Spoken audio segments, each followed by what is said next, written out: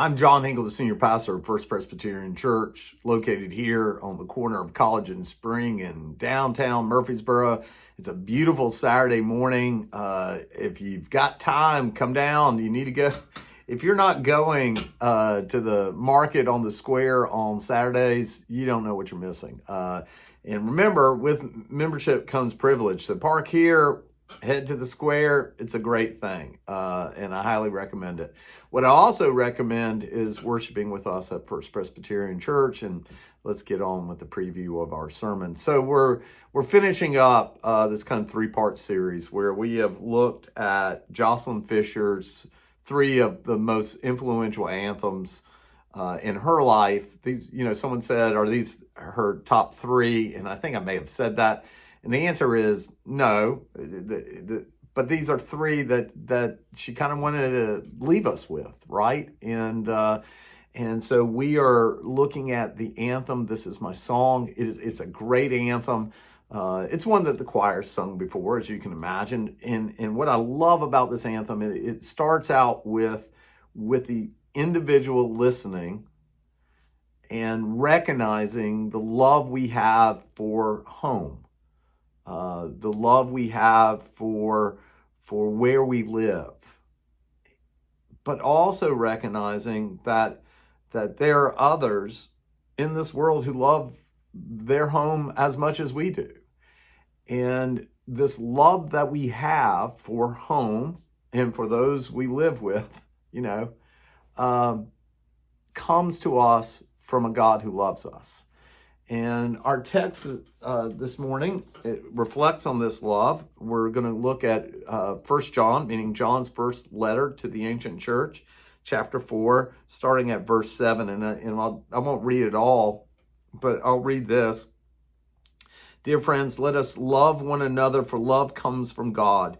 Everyone who loves has been born of God and knows God. Whoever does not love does not know God, because God is love. And this is how God showed his love among us. He sent his one and only Son into the world that we might live through him. One of the things, so we don't really know who wrote the epistles of John. It could have been John the disciple. It could have been John the gospel writer. It could have been a disciple of the disciple of John, and reflecting on his teacher's gospel. All of those can come into play. But what I love so much about chapter 4 is that it is kind of a expansion, if you will, or reflection, if you will, to John 3:16. Right? I've said this before, and I don't plan to say it again in this sermon, but if you can't see the connection between John 3:16 and 1 John chapter 4, you need to get your as Bobby talked about last Sunday, you need to clean your lenses, right? Because clearly that's what is happening here. And so in reflection of the text, I started, of course, reflecting on people who love me, and not just people who are supposed to love me, like my dad or my mom, but people who love me, and let's be honest, they didn't have to love me; they chose to love me. A perfect example of this is Leela. Leela didn't have to love me. She could have easily rejected me. Like, I don't want to get in a relationship with this dude, but she chose to love me. I would say, I would throw it out there. In some ways, Tripp chooses to love me. When he was little, it came naturally. Like, this is my daddy.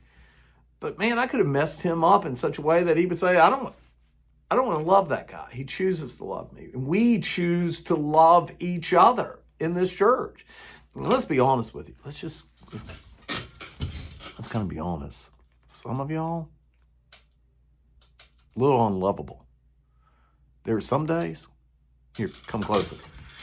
There are some days all of us are a little unlovable.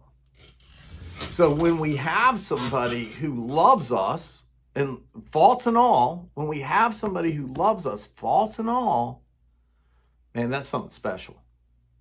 That's something we need to hold on to. So now the question is, what does this have to do with Jocelyn? A lot. Jocelyn's heart, if I know anything about her in the past 15 years, Jocelyn's heart is huge. And she loves, remember the Greek understanding of heart isn't this organ, it's our whole self. She loves with her whole self. It's clear. It's clear in the way she interacts with the choir. That's certainly clear with the way she's interacted with me for the past 15 years. So this Sunday, let me be clear, this is not Jocelyn's last Sunday. She's got one more Sunday after this.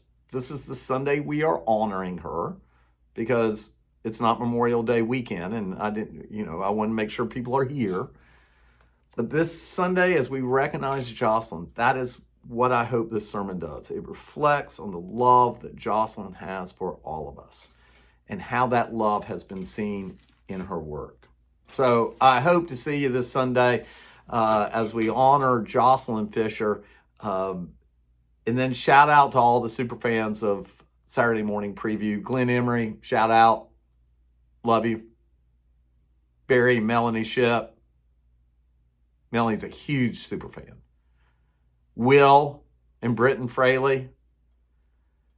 I think they're super fans because Savannah is the biggest super fan of all. And then last but not least, Marcy Richmond. Again, people say, how do I become a super fan? You just have to ask. Can I be a super fan? Can I get a shout out? Absolutely. So that's it. That's your Saturday morning preview of Sunday morning sermon. Hey, big shout out to Crystal Palace playing in the FA Cup today at 10:30.